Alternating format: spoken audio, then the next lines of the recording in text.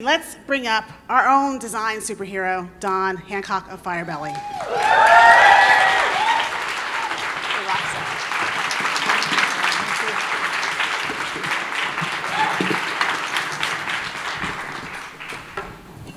Stunt woman, I don't remember that one, but I'll go with it, although my back's not been feeling so good recently, so that might be tough. Hi, everybody. How are y'all today? Feels like a kind of special day so far.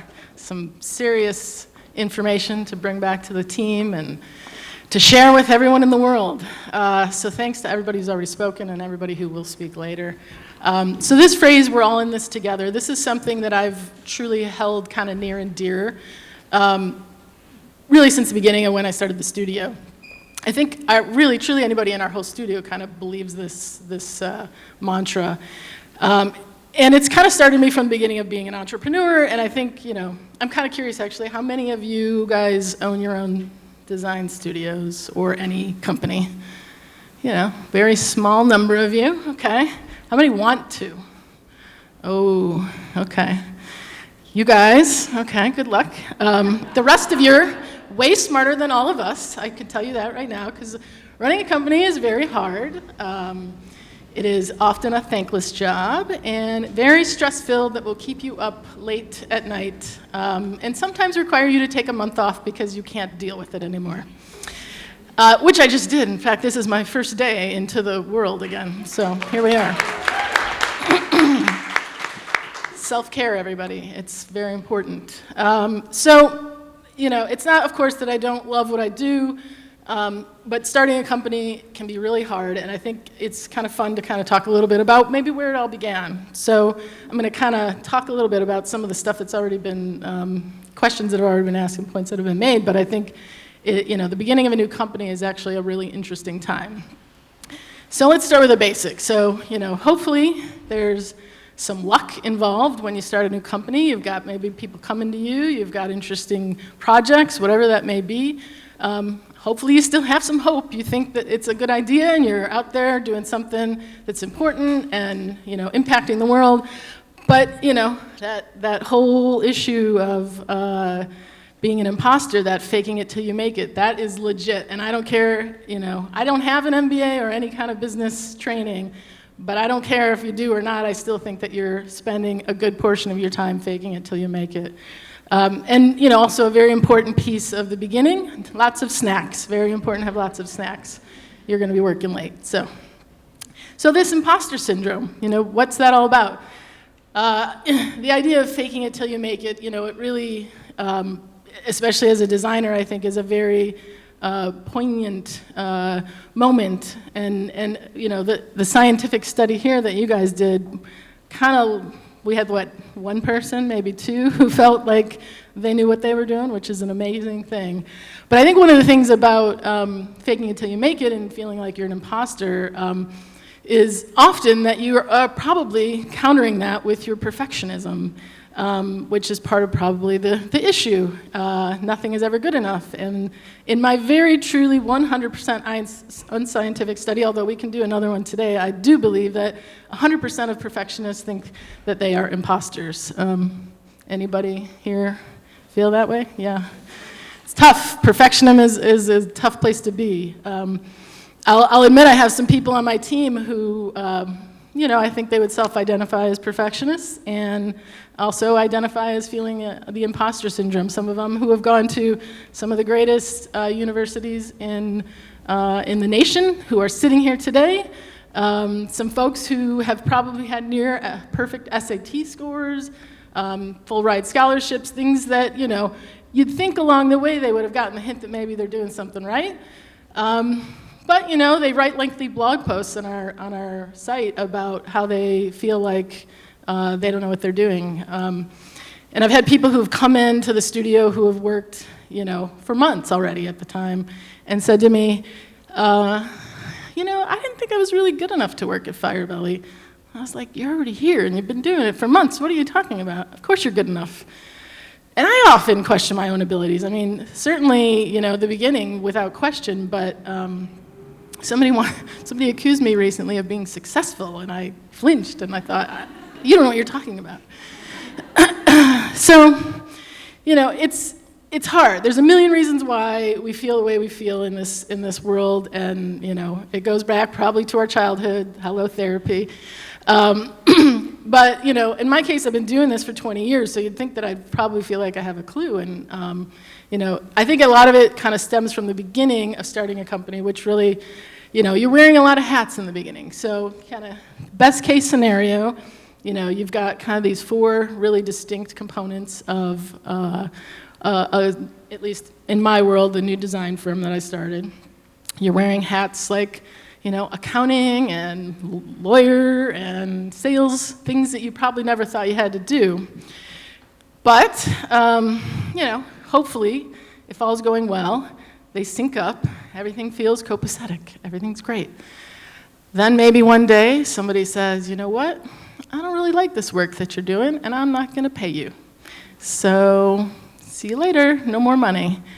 And you think, but I've got a contract, so that must be a way to save this, and you're going to have to pay me now, but you're not a lawyer, and you didn't write a very thorough contract, and even if you did, the pain, trust me, in trying to get that money through that isn't worth it. So, goodbye. And maybe all while that's happening, perhaps the phone's not ringing or emails aren't coming in, and so your sales stream starts to feel like it's going away and no one's ever going to call you again. So you're still a great designer, though, right? I mean, you must feel like you're doing something good here. So that probably goes away at some point, too, because it's really hard at some point to lose all those other pieces and still feel like you know what you're doing. And that's when panic starts to set in. And I don't know that in 20 years I feel like it's ever gone away, which is really unfortunate to say to all you wannabe entrepreneurs. Be prepared. But, you learn lesson after lesson, and, for me, sometimes you have to learn them multiple times before you figure out that maybe you should do the other thing instead of the same thing you've been doing. After a while, it'll eventually click, and you'll find that, you're starting to feel a little bit more comfortable. So today I want to talk a little bit about some of the lessons I've learned over the years. In particular, one of my most important ones is to hire people smarter than you. And I think this is something that's probably been said by lots of entrepreneurs, but I think to add to that level of, hiring people who are smarter than you, you also have to make sure that they really give a damn about the things that you care about and what matters to your company and to the projects you're working on and the clients you're working for and to humanity. So this is something that, for me, has been a way to decide who feels like the right fit for the team, because you can have a great portfolio and be the most amazing resume, but if you don't get what we're doing and why we're doing it, you're probably not a good match for us. So this is my team. These are the Fireballers. Very exceptional, certainly much more exceptional at what they do than myself, as I said. And their kind of funny chosen motto, which isn't really budget friendly, but it's great is not good enough, perhaps another perfectionist quality of my team. It's also why I pay for therapy for them to go to, because we all know that we need to talk it out sometimes and get another perspective. So these are the folks, these guys, as I've said already, they're awesome, they're amazing. And the thing about it is you can hire them all and you can, hopefully find the right people. At some point, though, something's going to happen, and you're going to have to believe in them. And you're going to have to believe in them even after they fuck up on the biggest, most high-profile project you've ever done. Enter Planned Parenthood. Yeah, yes, exactly. So a couple years ago, we had an amazing opportunity to get to do the Planned Parenthood brand book. It was surprising to us, actually, that this is an organization that had been around at that point for over 100 years, and they really didn't have a cohesive way to talk about their very distinct voices and distinct, versions of the organization that people on the outside probably don't even notice, but they have a healthcare arm and then they have the advocacy arm. And so those had to be treated very distinctly, but also in a very cohesive way. So we had a great chance to work on this with them. We didn't redesign necessarily the logo, but we really truly built out a whole entire new system, including language and everything for them. It was wonderful. And it was actually all happening while, right after Trump was elected, and constantly we're trying to be defunded the entire way of the process, which was very eye-opening from being on the other side of it, to sort of see what that was like, and the fire drills that they just constantly had to go through, which, as we know in this world right now, is never ending. So after the success of this project, which was a wonderful experience, they had reached out a couple other times and said, hey, you guys are just really smart. We just want to sit in a room. We've got ideas. Let's talk through some things, and let's see what comes of it. So we said, great, let's make that happen. So come, bring everybody to the studio. We'll all meet, we'll talk, we'll have a workshop. So we dove in head first, tried to really understand kind of who Planned Parenthood really was, their supporters, things like that.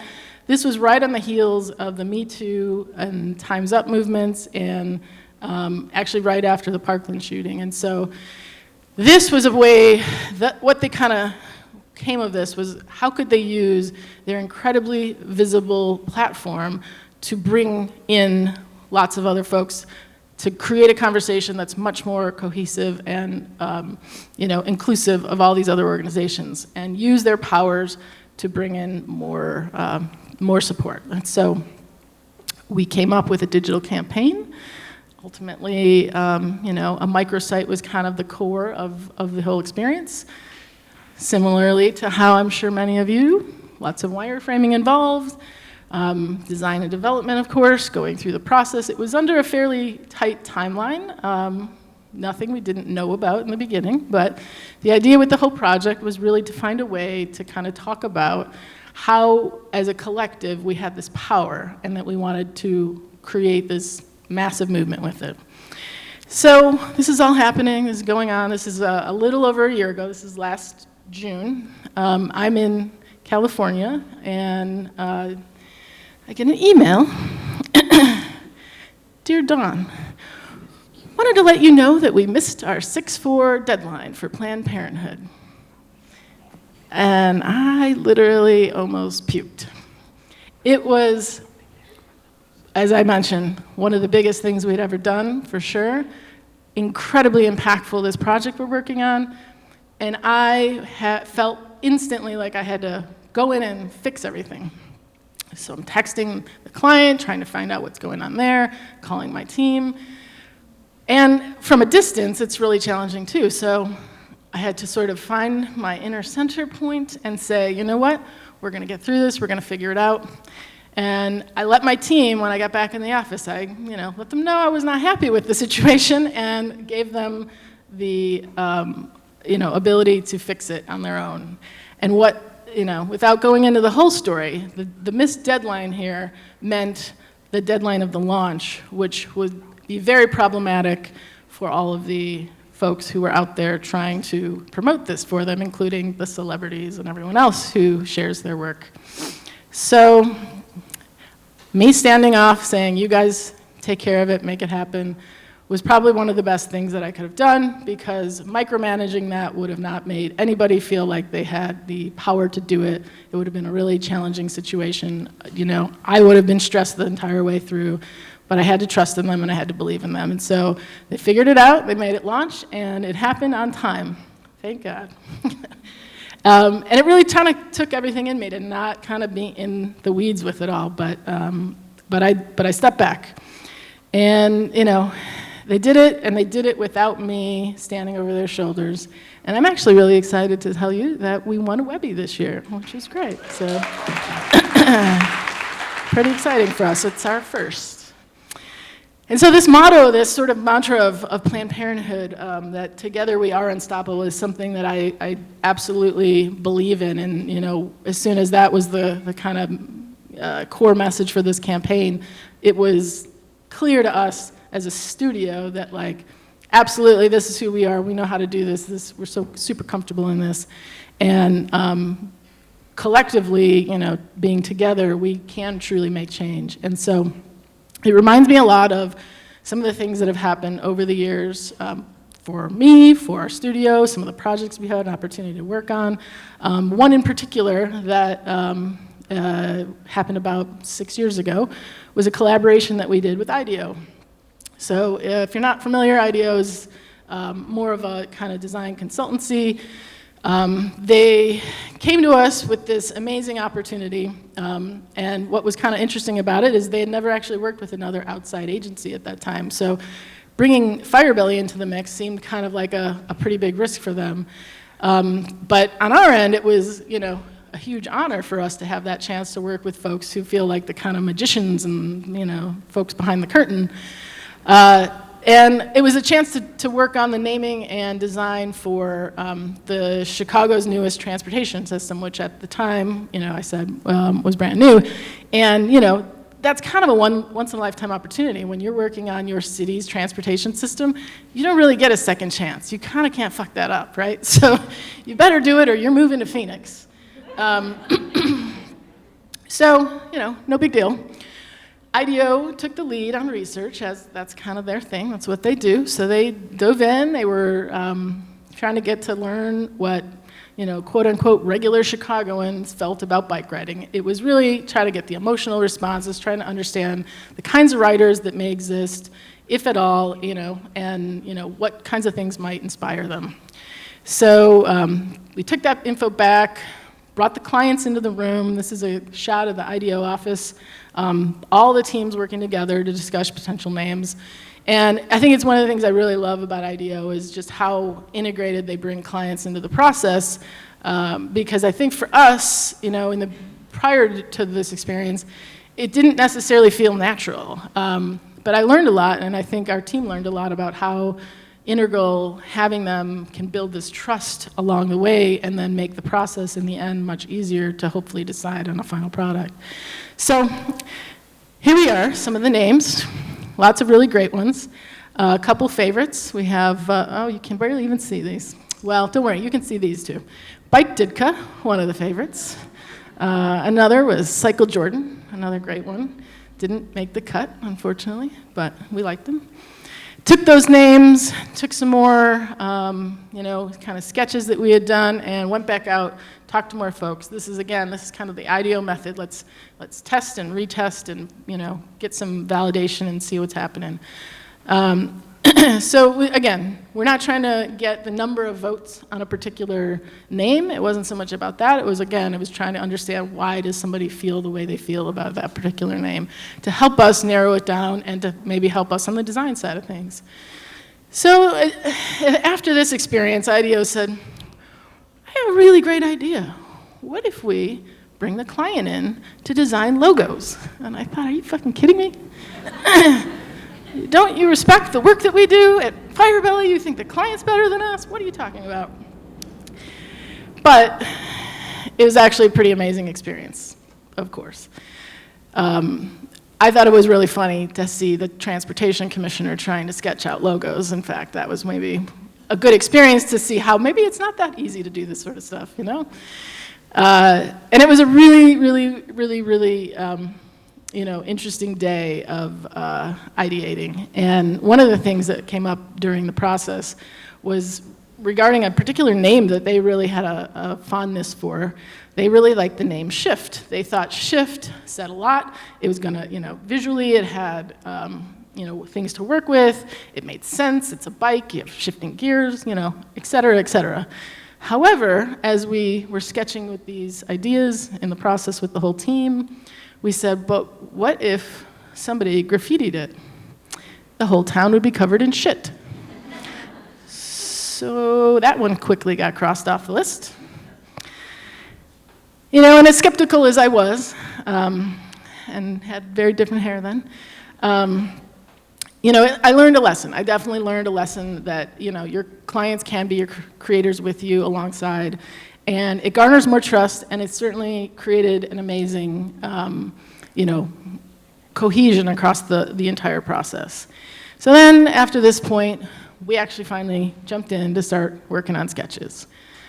Lots of ideas, based on the name, which ultimately ended up being Divi.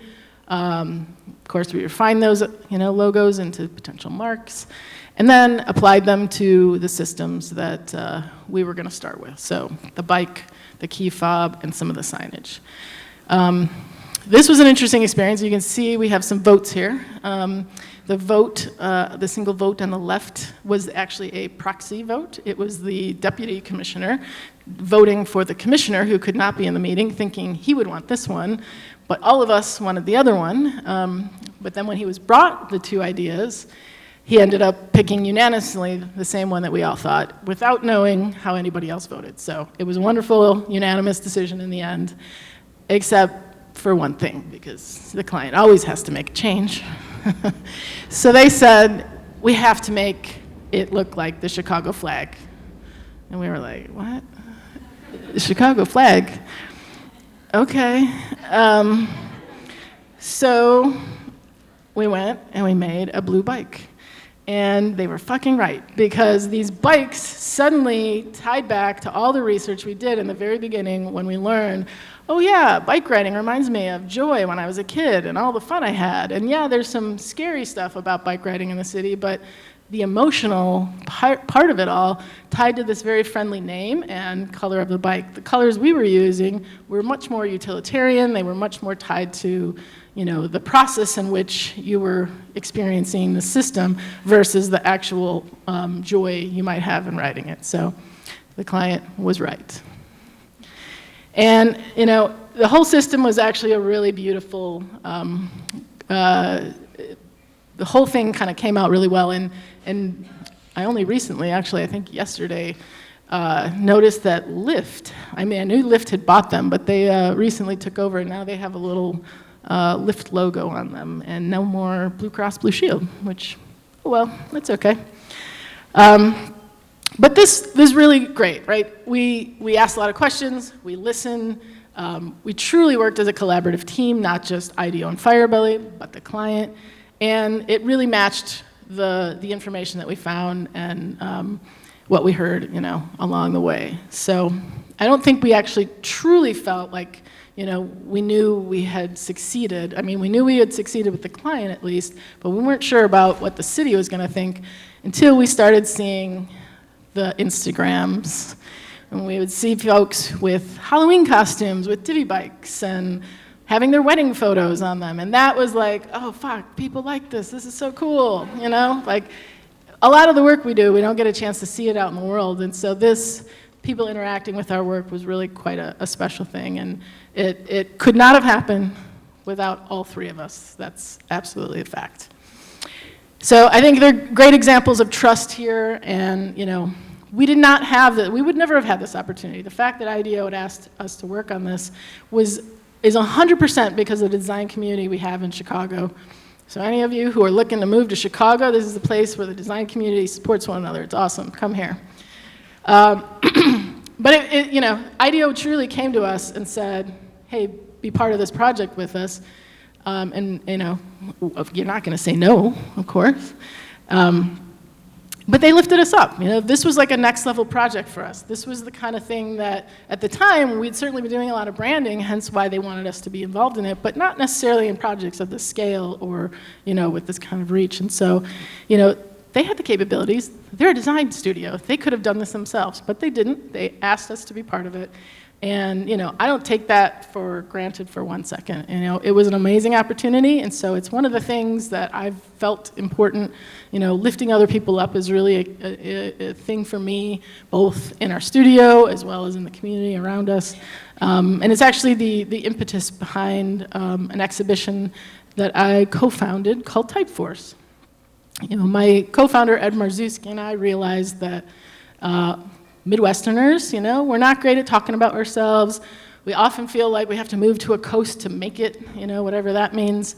And there's a lot of fucking great talent here in Chicago, and so, or even really around the whole, area, and we wanted to find a way to celebrate it. So this happened about 11 years ago now, and we started Typeforce as truly just a way to help often more younger designers, artists, folks just working with type, give them a place to experiment, give them a way to do something that maybe they don't get a chance to do at their 9 to 5, and then showcase it in a great, amazing, awesome show.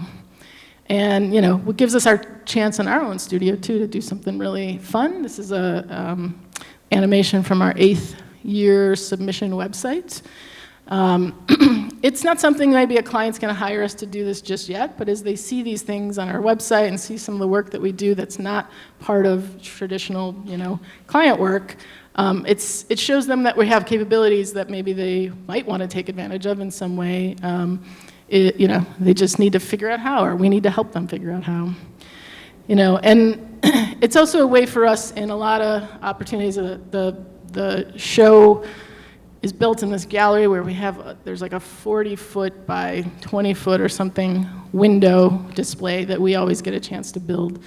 And that display actually can get quite intricate. And a lot of it is we're trying to show off new materials. We're trying to work with things we've never done before. It's really a place to experiment, and experiment in a way that's dimensional and not just about a website or a logo or a campaign or whatever. There's no budget, all the things that come with, having just some fun stuff to do on the side.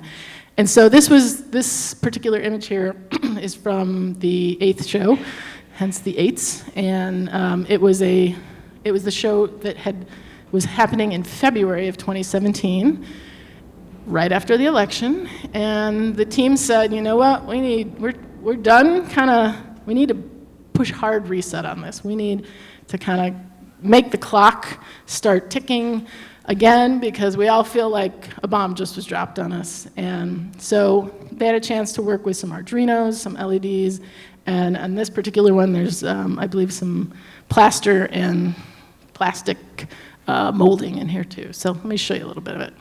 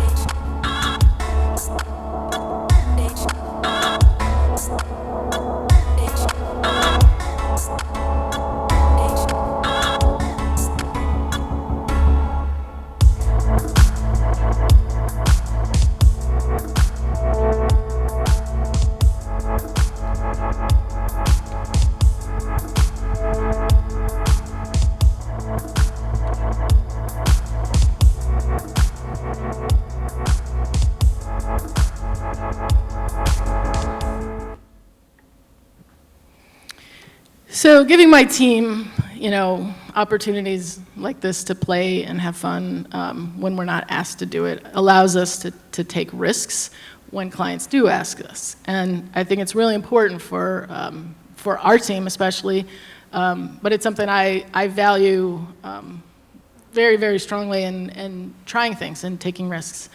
And so when a client says, hey, can you do this thing for us, it doesn't necessarily always feel like you're jumping off a cliff. And hopefully that's partially because, we've done some of these fun projects just experimentally, but also because you've got the support of an awesome team around you who can, lift you up when you feel like you're stuck. So that's what happened when we worked with Floor. Meet Floor. Floor's got a bit of a cult following. People love their rugs because they're modular, versatile, beautiful, sustainable, durable, and smart. Floor was ready to grow, but there was just one problem. They weren't sure how to present themselves to newcomers. That's where Firebelly came in. We did our research, visiting stores in Chicago, Brooklyn, Soho, and the Upper East Side, talking to staff and customers, and mapping the consumer journey. We discovered that people didn't always understand the product or what they could do with it. The possibilities seemed overwhelming, and the design process felt intimidating. Floor needed to be more accessible, more human. They needed a friendly system of visuals and messaging to clarify what they offer and why it's amazing, and to unleash the designer in all of us. We started playing with the brand story to help people better understand Floor. We crafted 3 little words that felt just right: creative, rug, design. It's simple, direct, and memorable, and it lays the foundation for an identity system that is playful, confident, and invites interaction. We explored many visual directions, experimenting with clever marks and vibrant letter forms. Aiming to balance the product's functional benefits with Floor's exuberant spirit, we developed a flexible system that begins with a scalable grid. The new identity re-energizes some familiar elements and brings a few fresh ideas into the mix. Everything from the logo type to the custom display font and diagrammatical marks, it's all built to be modular and based on the square, the centerpiece of Floor's rug design process. Brand elements are adaptable and easy to implement, so anyone could work within the system to design something great. For color, we created a broad palette with Floor's signature yellow at its core. Complemented by both natural and design undertones, it provides abundant variety so every piece feels fresh and unique. Ultimately, we built an identity system every bit as smart, sustainable, and beautiful as Floor itself. With a friendly, flexible framework in place, Floor and its loyal customers now have the freedom to explore new ideas and design confidently, one square at a time.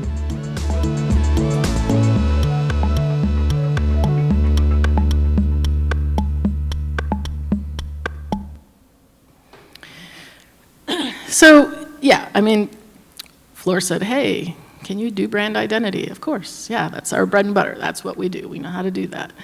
You know, how about some savvy messaging? Yes, of course, solid. But when they said, hey, we've got stores around the country and a, flagship in Soho that we'd like you to design, and we said, oh, sure, we can do that. It had certainly not been something we'd ever done before. We're not engineers, but we were asked to engineer fixtures for them, create custom furniture, design the entire experience from when you walk in the door, the signage you see, to where you can go explore ways to build your own rug.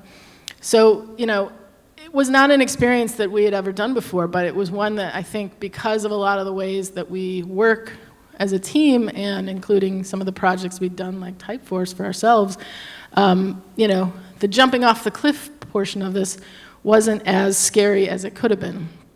We had even designed, I think in this case it was like I keep saying 40 foot, but I feel like this was 40 foot again. I think it was a 40-foot wall, and it was 2 stories, and this was the piece of art that was going to hang on the wall that we got a chance to do. And it was, the whole experience, I think from beginning to end was maybe a 6 months or so of time that we had to do all of this.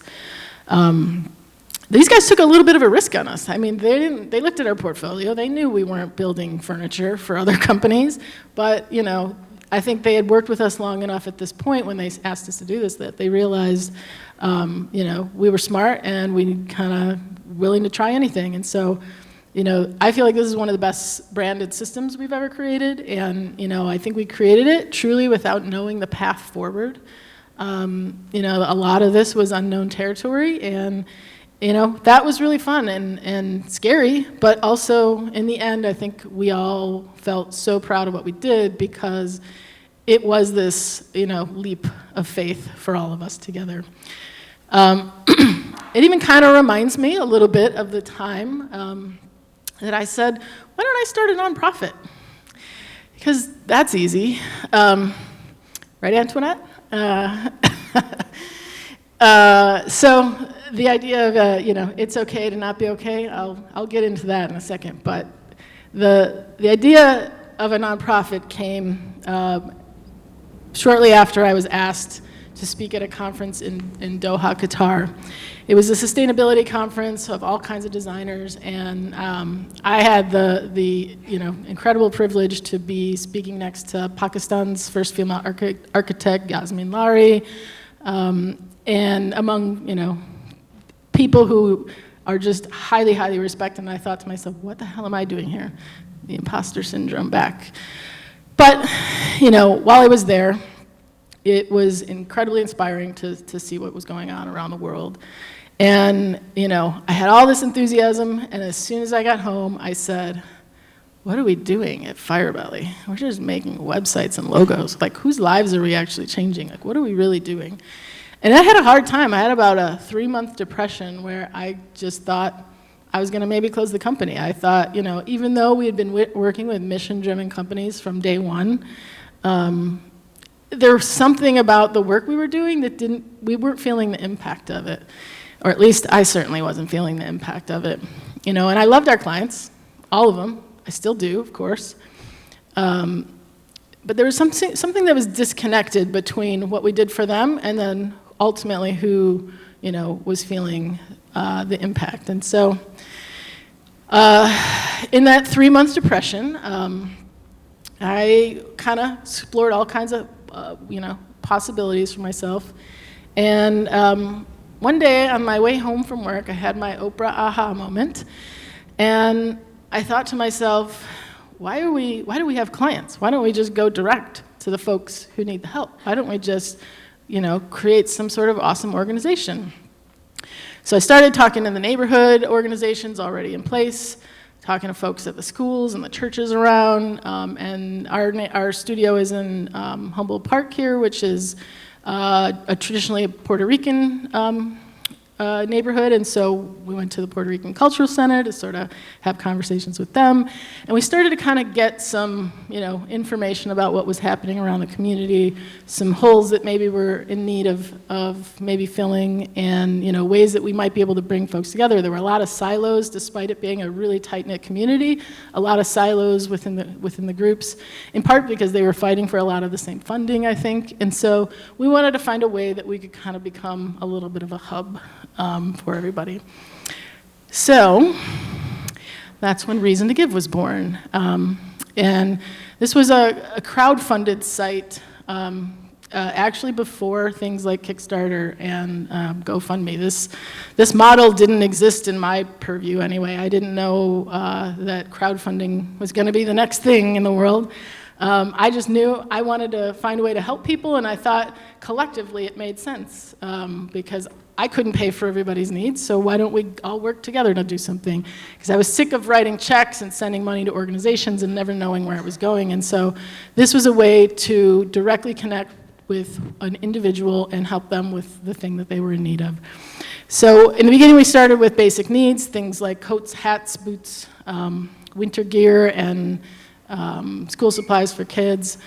Over the course of the time that we were working on it, as every hopefully good human-centered designer does, although I think we're trying to call it community-centered designers now because it's not just humans. We're trying to, again, we're all in this together, the motto.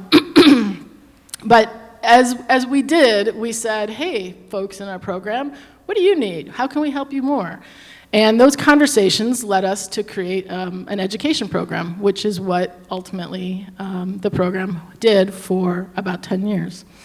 And it was something that created a way to give the families and the individuals in the program skills and knowledge that they could bring to their kids and to their friends and to their schools and their churches and everywhere that they could go. And the idea was to help them learn things like resume writing and computer skills, healthy eating on a budget, how to save for their kids' child education.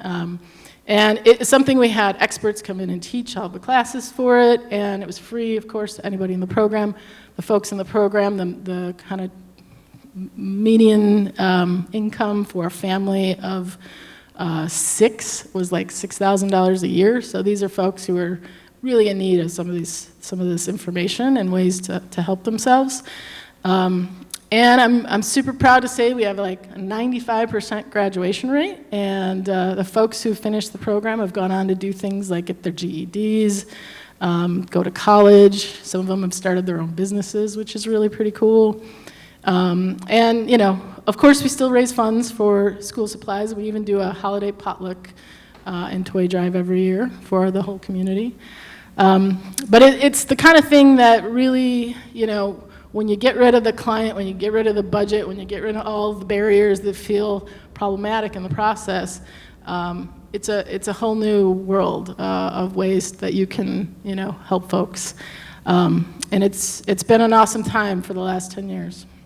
And so, you know, one thing I didn't mention when I was going through this depression and I finally came up with this, you know, aha moment for myself, this was probably in about June of 2007, I believe, or maybe it was 2008, I think, maybe 2008.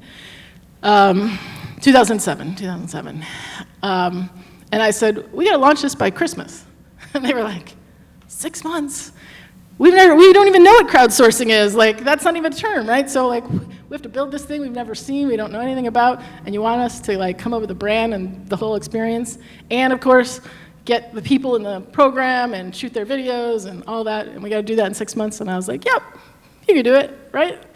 So they did, and when they did, I felt like I defined a really amazing way to celebrate and reward. And when they could pull off a miracle, and that felt like a miracle, to be honest, I decided that it was time to do something crazy. So about September-ish, I had this crazy idea, and I said, maybe I'm gonna do something like take them somewhere. So right after the site launched, right after the program launched, this was about December, probably like, I don't know, 15th or something, at our holiday parties when we launched it all. I believe the day of the holiday party, I said, hey, guess what, everybody? In 10 days, we're all going to Thailand. And like, pretty much tears for the most part. They're like, are you kidding? 10 days? 2 people, I think, had to get passports. Like, it wasn't easy, but you know, whatever. It was okay. We figured it out. But I took everybody to Thailand. It was a way that I felt like I could thank them. And we went and did a volunteer vacation where we ended up living with a family who was sharing real Thai culture with us. We had no running water, no electricity. We had to sleep under bug nets. And I think it still was one of the most rewarding experiences I've ever had, to be honest. We had a chance to work with the Buddhist monks and teach kids in an orphanage, build a garden in a monastery. And so I never really, forgot that feeling. But as you know, right after this is when the economy meltdown happened. So I wanted to, as soon as I could again, remember that and bring everybody back. So we didn't go to Thailand, we had electricity, but we all went to Glacier National Park. And definitely a lot more bougie, running water, all that stuff. And this time I thought, I think their plus ones were feeling a little jealous about their trip to Thailand, so let's make sure we bring them along too, because they're the ones who are supporting them through all of the work they do at Firebelly. And so it was a wonderful experience. We went there, then a couple years later, we went to Lake Tahoe, had some fun there, did a little of a 24-hour murder mystery party where we built a website and found costumes in like one day. It was kind of crazy. We always do fun, weird food competitions, some chopped things. It was great. And then this past trip, we all went to San Miguel de Allende in Mexico. It was beautiful, wonderful experience. It also happened to happen right over my birthday, which was quite a fun thing. So they decided to surprise me with a evening of variety entitled Dog Fork. If you're not familiar, because you're not here from Chicago, it's based on Chicago's Pitchfork Music Festival. So fun times, quite a few skills we have amongst the people. And I know it kind of feels a little over the top, and maybe like, why would you do something so crazy? But you know, I am someone who has lived some unfortunate things, and I know how short life can be. And so I feel like things like this, these trips, whatever ways I can kind of show them that they really mean a lot to me, to these folks here.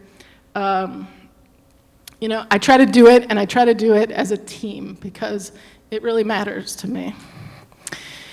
Because we really all are in this together. Thank you.